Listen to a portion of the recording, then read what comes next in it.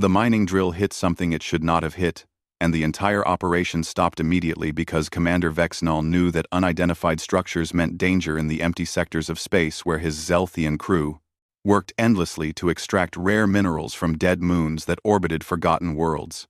The moon, designated as XR7745, had shown no signs of artificial construction in any of the preliminary scans, but now the drill had pierced through a metallic surface that lay buried under 11,000 years of cosmic dust and radiation-scarred rock that had protected whatever lay beneath from detection by even the most sophisticated scanning equipment the Galactic Federation possessed.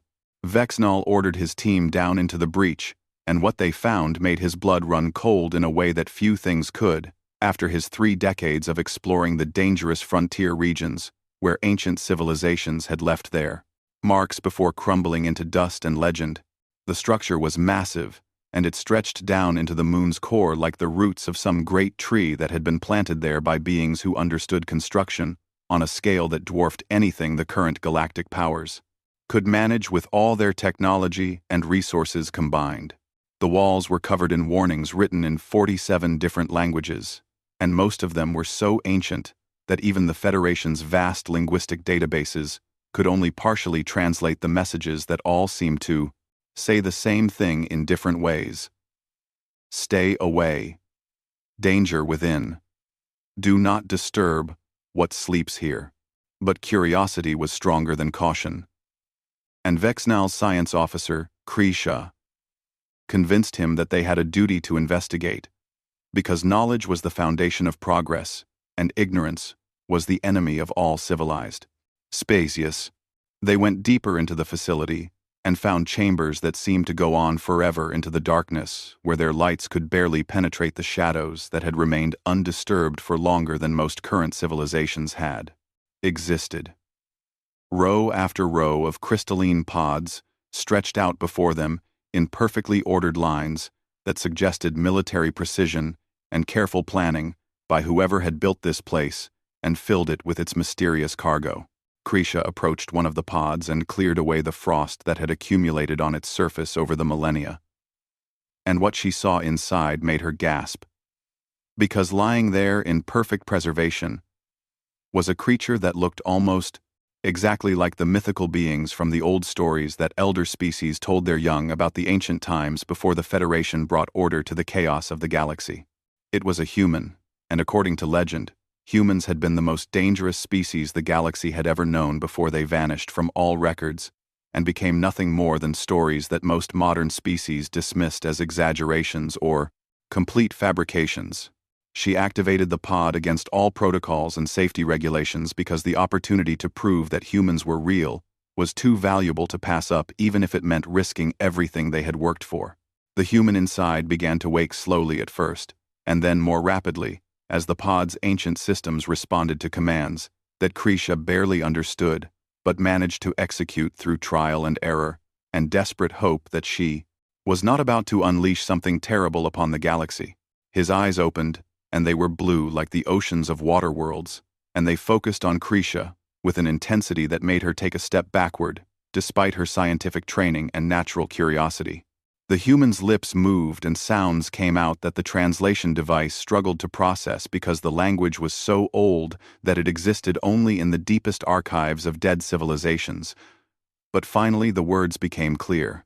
Status report. Connor Blake did not understand where he was or why aliens were staring at him with expressions that mixed fear and fascination in equal measure.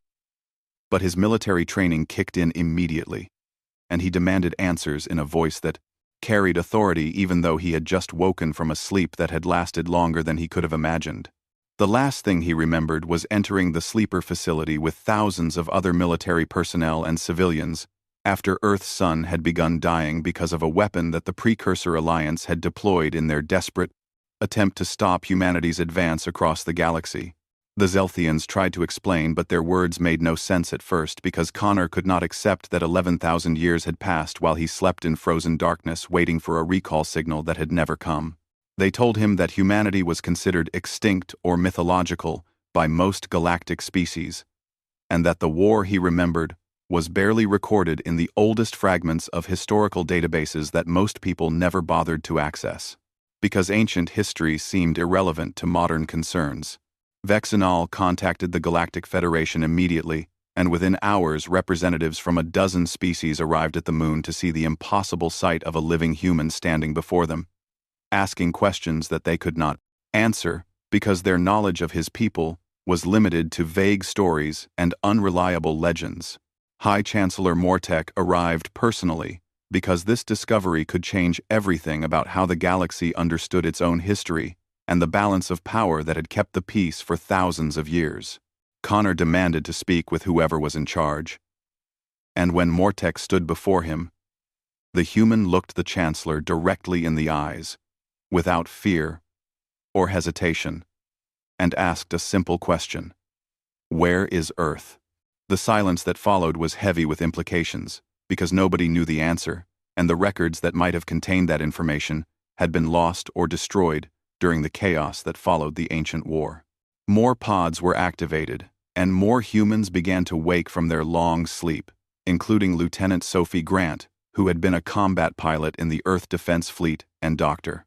Henry Cross, who had worked on the desperate scientific projects that humanity had launched in their final days before the evacuation. They gathered together in confusion and growing anger as they learned that their world was lost and their people were scattered across the galaxy in sleeper facilities that might never be found. The Zelthians estimated that 50,000 humans slept in this facility alone, and there were rumors in the old databases of other sleeper sites that had been marked as anomalies or dangerous zones by ancient explorers who had not understood what they had found. Connor made a decision that would change everything, and he stood before the Federation representatives and declared in a voice that carried the weight of 11,000 years of waiting, "Humanity wants to go home." Mortek's response crushed whatever hope had been building in the hearts of the awakened humans, because he revealed that the sector where Earth had existed was now controlled by the Corinthian Empire, and they had claimed that entire region as their sovereign territory 3,000 years ago, and they would not give it up without a fight that could tear the galaxy apart. The Federation offered the awakened humans refuge on a border colony world called Haven's Rest, and Connor accepted reluctantly because his people needed time to understand the galaxy they had woken up to and assess their options before making any decisions that could not be undone. More sleeper pods were activated carefully and methodically until 3,000 humans stood on Haven's Rest, looking up at stars that seemed familiar but were arranged in patterns they did not recognize because 11,000 years of stellar drift had changed the night sky into something alien. Sophie Grant volunteered to lead a reconnaissance mission using a small Federation scout ship that the humans had been given as a gesture of goodwill that felt more like charity than genuine assistance. Her mission was simple in theory, but dangerous in practice. Gather intelligence on the region where Earth should be, and find out what the Corinthians had done to humanity's birth world during the millennia of their occupation.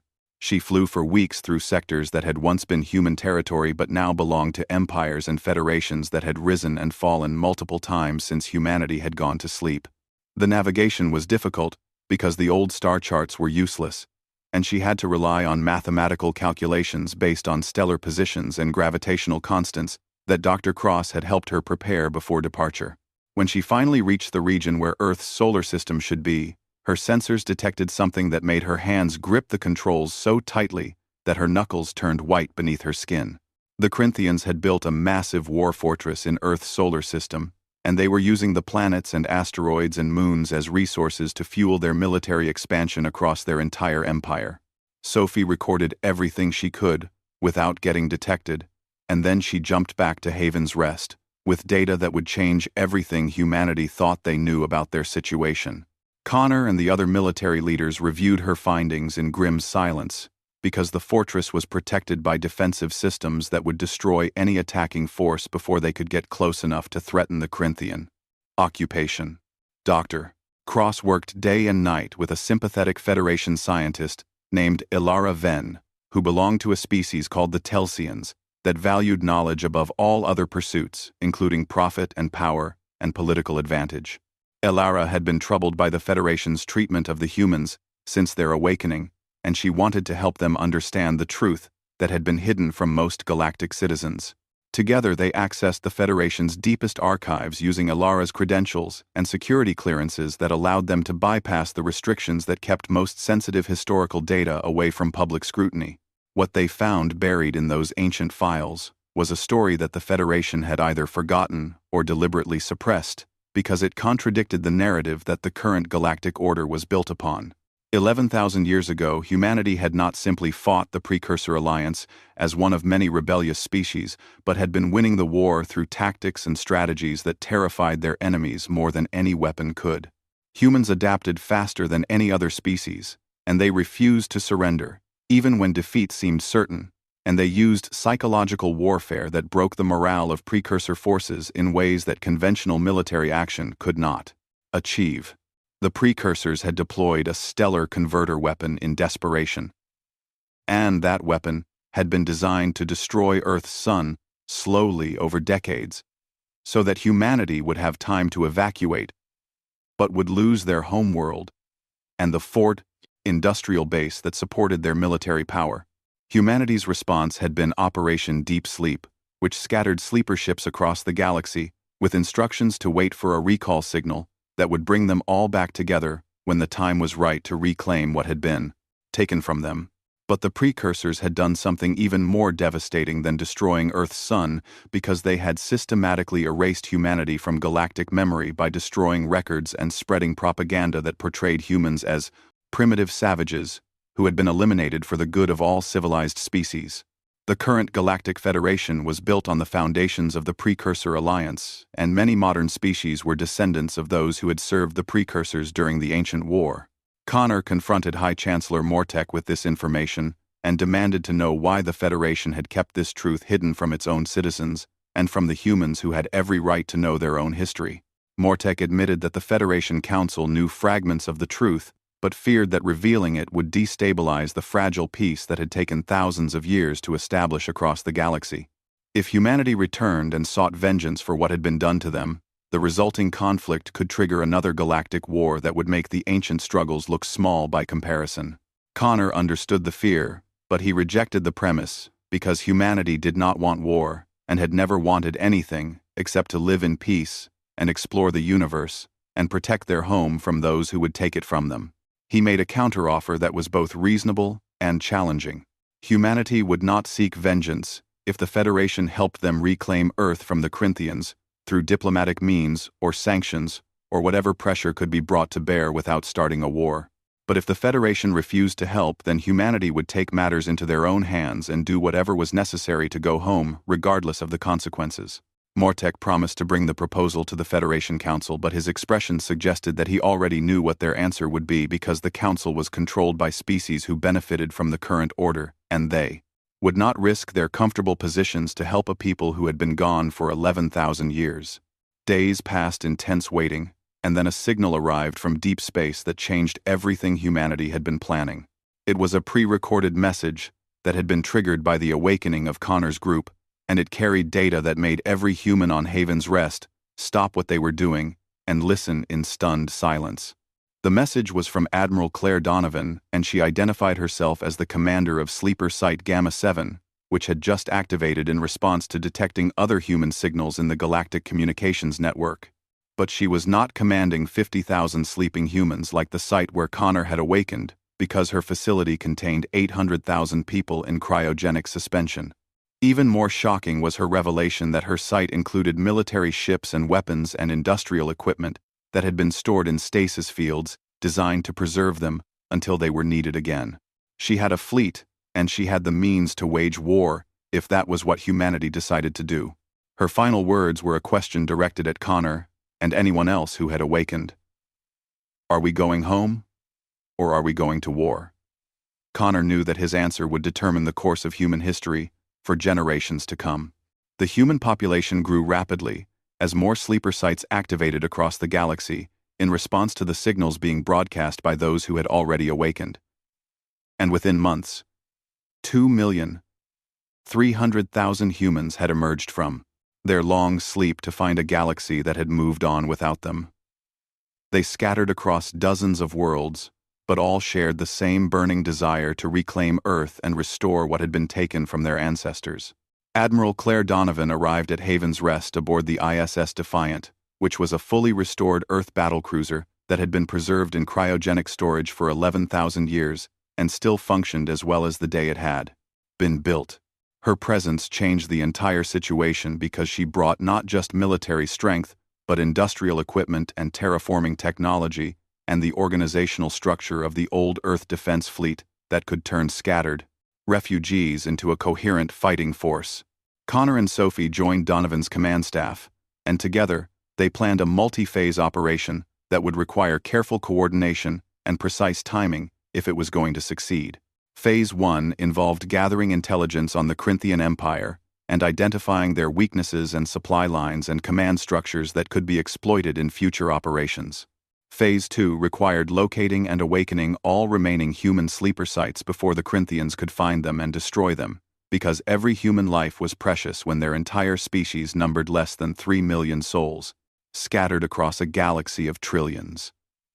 Phase 3 was the ultimate goal: retake Earth and restore it to habitability, so that humanity could finally go home after 11,000 years of exile. Not all humans agreed with the military approach that Donovan and Connor advocated, because some believed that diplomacy and integration into the galactic community offered a better path forward than risking another war that could end with humanity's complete extinction. Dr. Cross led this faction, along with a colonist named Rachel Moore, who had lost her entire family in the ancient war and did not want to see more death and destruction in pursuit of a homeworld that might not even be worth saving after many millennia of abandonment. The tension between these two factions created divisions within the human settlements. But both sides agreed on one thing. They needed more information about what the Corinthians were doing in Earth's solar system and whether peaceful reclamation was even possible under current circumstances. The Corinthian Empire learned of humanity's return through their intelligence networks and spies embedded within the Galactic Federation bureaucracy that reported everything back to their masters. Emperor Draknor, the Unyielding, viewed humans as a direct threat to his power and dominance, because the ancient records that still existed in Corinthian archives described humanity as the most dangerous military force the galaxy had ever seen. Draknor ordered his fleets to hunt down human sleeper sites and destroy them before more humans could awaken and organize themselves into a fighting force that could challenge Corinthian supremacy. His commanders began systematic searches of regions where ancient precursor activity had been recorded, because those were the most likely locations for human sleeper facilities. A Corinthian strike force located a newly discovered sleeper facility on the ice moon of Valdris IV, and they attacked without warning or mercy, because their orders were clear: eliminate the human threat before it could grow strong enough to resist. The assault was brutal and efficient as Corinthian warships bombarded the facility from orbit, while ground troops moved in to destroy any pods that survived the initial barrage. Thousands of pods were destroyed before human defense forces could respond to the distress signal and organize a counterattack that might save the remaining sleepers. Sophie led a squadron of the few restored human fighters that existed, and she pushed her engines to maximum as she raced toward Valdris IV, knowing that every second of delay meant more deaths. She arrived too late to prevent the massacre, but in time to exact revenge on the Corinthian forces that were withdrawing after completing their mission. Her weapons tore through their shields and armor with a fury that came from deep within her soul, because among the casualties was her brother Danny, who she had only discovered was in cryosleep 3 weeks earlier when the facility had sent out its activation signal. The massacre at Valdris IV eliminated any remaining hope for peaceful resolution, because the humans now understood that the Corinthians would never allow them to reclaim Earth through diplomacy or negotiation. Dr. Cross reluctantly agreed that military action was necessary, even though he hated the idea of more violence and more death after all that humanity had already suffered. Admiral Donovan received authorization from the reformed Human Colonial Congress to begin offensive operations against Corinthian targets that supported their occupation of Earth's solar system. But the Galactic Federation Council voted to remain neutral in the conflict because they feared being drawn into a war that could spread across multiple sectors and destabilize the entire galactic economy.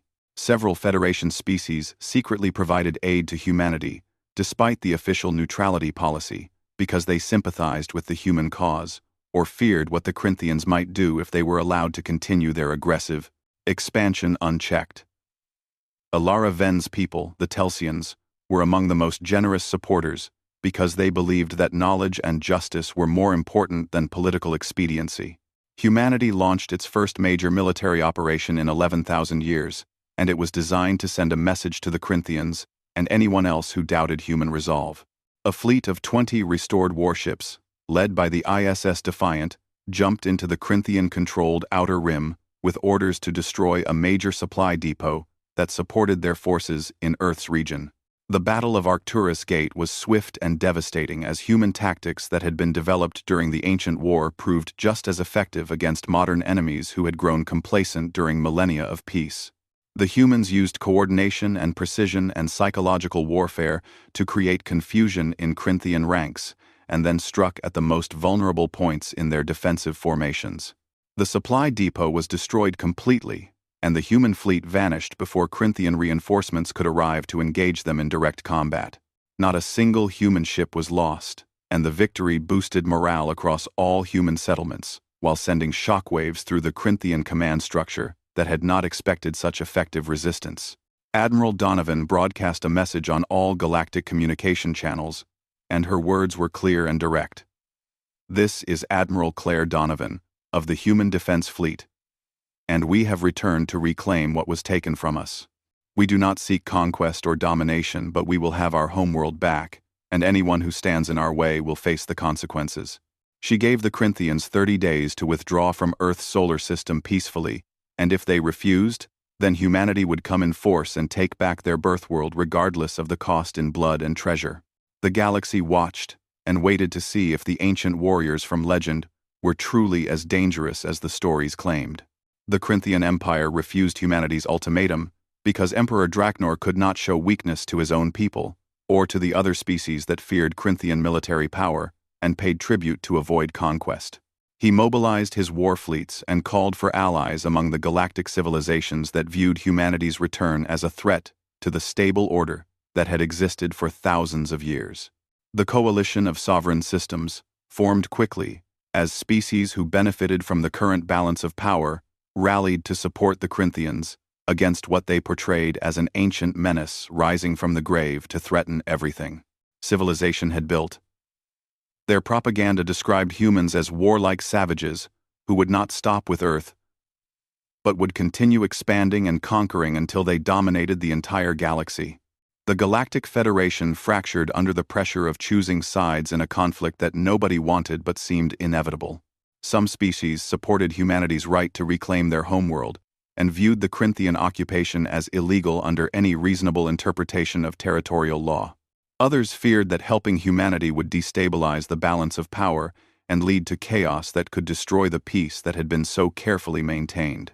High Chancellor Mortek led a third faction that desperately tried to negotiate a peaceful resolution, but neither side trusted him because both believed he was more concerned with preserving Federation authority than achieving actual justice. His efforts failed repeatedly as the diplomatic channels filled with accusations and threats instead of meaningful dialogue. Humanity's strategy became clear through their actions rather than their words because they would not fight a conventional war of attrition against enemies who outnumbered them 1,000 to 1. Instead, they employed guerrilla tactics and hit-and-run strikes and psychological operations that had made them legendary during the ancient war. Connor Blake led a special operations team that infiltrated Corinthian command structures by exploiting weaknesses in their security protocols and using human adaptability to pass as members of client species that served the Empire. They spread disinformation that caused Corinthian commanders to doubt their own intelligence reports and question orders from their superiors. Sophie Grant became humanity's most celebrated pilot, as she led strike wings that appeared without warning and disappeared before enemy forces could respond effectively. Her call sign, Phoenix, became a symbol of humanity's resurgence, and Corinthian pilots learned to fear the sight of her ship appearing on their sensors because it meant death was coming for them. Dr. Cross made a breakthrough discovery while analyzing the precursor weapon that had damaged Earth's sun 11,000 years ago, because he realized that the stellar converter technology could be reversed if the right equipment was deployed in the proper configuration. If humanity could reach Earth and establish orbital platforms around the Sun, they could restore it to full health within a decade and make their homeworld habitable again. But reaching Earth seemed nearly impossible, because the Corinthians had fortified the solar system with layers of defensive stations and minefields and detection grids that would identify any approaching fleet long before they could threaten the occupation forces. 3 full Corinthian battle fleets patrolled the region constantly, and any direct assault would result in catastrophic casualties that humanity could not afford. Admiral Donovan spent weeks studying the intelligence reports and tactical assessments and searching for a way to accomplish the impossible. She finally devised a plan called Operation Homecoming that would require every ship humanity had restored, and every ally they had made, and every ounce of courage their people possessed. The plan involved launching coordinated attacks on multiple Corinthian strongholds simultaneously across a dozen systems to draw their forces away from Earth and create chaos in their command structure. While the Corinthians were responding to these threats, a small task force, led by Connor and Sophie, would slip through the confusion and reach Earth using stealth technology and routes that Dr. Cross had calculated based on gravitational anomalies that would hide their approach. Preparations began immediately, and the human settlements buzzed with activity as ships were readied and weapons were checked, and volunteers stepped forward, knowing that many would not return from the mission. Personal stakes rose as individuals confronted the reality that they might die before seeing Earth or achieving the dream that had sustained their species through 11,000 years of sleep. Connor formed a bond with a young civilian named Kate Morrison, whose parents had been killed in the massacre at Valdres 4, and who represented the future that humanity was fighting for. She was part of a generation that had never known Earth except through stories and recordings, but she deserved to have a home where she could build a life without fear of extinction. Sophie struggled with trauma from losing her brother and the weight of being a symbol that people looked to for hope and inspiration. In a quiet moment before the operation launched, she confessed to Connor that she was afraid not of dying, but of losing more people she cared about, because every death diminished the tiny remnant of humanity that remained. Connor told her that fear was natural and healthy because it meant she still valued life and connection in a galaxy that seemed determined to take both away from them. He promised her that they would see Earth together, and that her brother's death would not be meaningless if they succeeded in giving humanity a future worth living. Operation Homecoming launched with precision timing, as human fleets jumped into combat across multiple systems and engaged Corinthian forces that had been expecting an attack, but not on such a coordinated scale. The ISS Defiant led an assault on the massive Corinthian fortress at Proxima Centauri, while other battle groups struck at supply lines and communication hubs and fuel depots. Connor and Sophie and a hand-picked team of 50 volunteers boarded the stealth ship Shadowrunner and began their approach to Earth through routes that took them through asteroid fields and nebula clouds and gravitational wells that would mask their engine signatures from Corinthian sensors. Every member of the crew knew that if they were detected before reaching Earth, the entire operation would fail and humanity's best chance to reclaim their homeworld would be lost. As they entered the solar system, Sophie looked at the navigation display and saw the familiar arrangement of planets that every human child had learned about in school before the long sleep. Her voice was barely a whisper when she spoke over the comm channel, but every person on the ship heard her words and understood their significance. "We are coming home." The Shadowrunner moved silently through the darkness toward a world that had waited 11,000 years for its children to return. The Shadowrunner navigated through the Corinthian defenses using stealth technology and routes that Dr. Cross had mapped based on gravitational constants and stellar positions that had not changed despite 11,000 years of cosmic drift. The crew held their breath as they passed within kilometers of detection stations that could have ended their mission with a single sensor ping. But the calculations proved accurate, and they remained invisible to enemy systems. Connor stood on the bridge watching the view screen as Earth came into sight. And what he saw made his heart break because their beautiful blue world had become a frozen wasteland, with oceans locked under kilometers of ice and continents, buried under snow that had fallen for millennia without interruption. The atmosphere was thin and toxic, and the sun that had once warmed their ancestors now gave barely enough light to see by. But beneath that devastation, scanners detected power signatures from deep underground facilities that had been built to survive anything, including the death of the sun itself.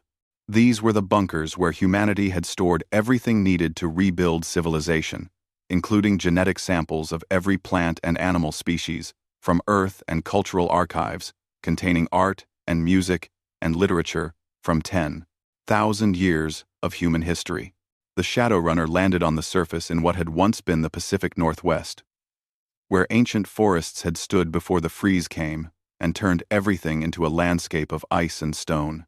Connor's ground team suited up and descended onto Earth's surface for the first time in 11,000 years, and several team members fell to their knees, overcome by emotions they could not express in words. Sophie and her pilots remained in orbit to provide cover against Corinthian patrol ships that had detected the Shadowrunner's landing and were converging on their position. The dogfights that followed were desperate and beautiful as humanity's children defended their ancestral home in combat that mixed technology and skill and sheer determination to succeed where failure meant extinction. Dr. Cross worked from the Shadowrunner's science station to deploy a network of orbital restoration platforms that would begin reversing the damage to Earth's sun. The technology combined human ingenuity with Federation science that Alara Ven had provided, and it represented the best hope for making Earth habitable again within a reasonable time frame. The platforms activated one by one, and energy beams reached out toward the dying sun to stimulate reactions that had been suppressed by the precursor weapon. The process would take years to complete, but the first signs of success appeared immediately, as the sun's output increased by a fraction of a percent, and its color shifted slightly toward the yellow warmth that humans remembered from their distant past. News of the landing spread across the galaxy through communication channels that could not be blocked or censored by any government or military force. People from thousands of species watched broadcasts showing frozen Earth and Connor's team raising a tattered Earth flag in the ruins of a city that had once held millions of people but now stood empty and silent. Public opinion shifted dramatically as citizens of the Galactic Federation saw the truth of what had been done to humanity, and many began questioning whether the current galactic order was worth preserving if it was built on such, quote, injustice. Protests erupted on Federation worlds, and politicians who had supported the Corinthians found themselves facing angry constituents who demanded they change their positions. Emperor Draknor watched these developments with rage because his carefully constructed alliance was crumbling as species withdrew their support and refused to send more forces to fight humanity. He made a decision driven by pride and fear and desperation. He would personally lead every available Corinthian warship to Earth and crush the human presence there before it could inspire more resistance to his authority. Over 300 Corinthian warships converged on Earth's solar system in the largest fleet assembled since the ancient wars, and their intent was clear. They would eliminate humanity once and for all, regardless of the cost or the galactic consequences. Emperor Draknor commanded from his flagship, and he broadcast threats promising that this would be humanity's final day. But Draknor had underestimated both human resolve and the allies they had made during their brief return to the galactic stage. The Telsians arrived with a science fleet, ready to support the restoration efforts. Other Federation species defied their government's neutrality orders and sent ships to defend Earth because they believed it was the right thing to do. Commander Vex Nal, who had first awakened Connor, led a contingent of Zelthian vessels into battle alongside humans because he felt responsible for their fate and could not stand by while they faced extinction. His presence inspired others to join, and soon a defensive fleet had assembled that, while still outnumbered, was large enough to contest Corinthian dominance. The Battle of Earth became the largest space engagement in 11,000 years, as hundreds of ships maneuvered and fired and died in the darkness above the frozen world. Admiral Donovan coordinated the defense from the ISS Defiant, and her tactical brilliance allowed outnumbered forces to hold the line against waves of Corinthian attackers who had expected an easy victory. The fighting was brutal, and losses mounted on all sides as ships exploded and debris fields expanded, and rescue operations tried to save crews from disabled vessels before their life support failed. But the human forces and their allies held their positions and prevented the Corinthians from reaching Earth's surface, where Connor's team continued securing the underground facilities. At the critical moment when Corinthian forces finally broke through the defensive perimeter and headed toward Earth, Sophie made a decision that would define her legacy and inspire songs for generations to come. Her fighter had been damaged in earlier combat and its weapons were depleted and its shields were failing, but she still had engines and she still had the will to protect her homeworld. She targeted Emperor Draknor's flagship and accelerated to maximum velocity while broadcasting a final message to Connor and Admiral Donovan, telling them that it had been an honor to serve with them and that she hoped they would remember her when they stood on Earth under a restored sun. Before anyone could respond or try to stop her, she rammed her fighter into the flagship's bridge, where Draknor commanded his forces. The explosion tore through the flagship's command structure and killed the Emperor instantly along with his senior officers and navigation crew. The Corinthian fleet lost coordination as subordinate commanders tried to assume control and countermanded each other's orders in the confusion that followed their leader's death. Admiral Donovan seized the opportunity and ordered an all-out assault that shattered Corinthian formations and sent their surviving ships retreating in disorder. The coalition of sovereign systems collapsed completely as member species withdrew from the conflict, unwilling to continue fighting for a cause that had lost its leader and its momentum. Connor stood on Earth's surface as the sun grew slightly brighter than it had been when they arrived. And he knew that Sophie's sacrifice had given humanity the future she had died to protect. Kate Morrison joined him, and together they watched as the first wave of colonists began establishing permanent settlements in the ruins of ancient cities. The Galactic Federation Council officially recognized humanity's sovereignty over Earth and the entire solar system. In a ceremony that High Chancellor Mortek personally attended to offer apologies for the Federation's failure to act sooner. He offered humanity a seat on the Federation Council, which Admiral Donovan accepted cautiously because humans would need allies as they rebuilt their civilization. Connor addressed the growing human population via holographic broadcast that reached every settlement and sleeper site across the galaxy. He stood beside a memorial to Sophie Grant and all those who had fallen in the fight for home, and his words were simple but carried the weight of 11,000 years of waiting. For 11,000 years we slept, and the galaxy forgot what it meant to push humanity to the edge of extinction. They forgot that we never abandon our home and never surrender our right to exist. Today they remember, and today we rise, not as conquerors, but as the children of Earth finally coming home. Our journey is not over because Earth needs decades of restoration, and our people are still scattered, and we must build our future together. But we will build it here on the world that made us. Welcome home, humanity. Welcome home. His words echoed across human settlements throughout the galaxy and triggered activation sequences in sleeper sites that had been waiting for the signal that the long night was finally over. Millions of humans began waking from cryogenic suspension, called home by the knowledge that Earth had been reclaimed and humanity had a future again. High above Earth, the ISS Defiant and the growing human fleet maintained their watch over a world that was slowly healing from wounds that had taken 11,000 years to inflict. The galaxy had learned its lesson about humanity.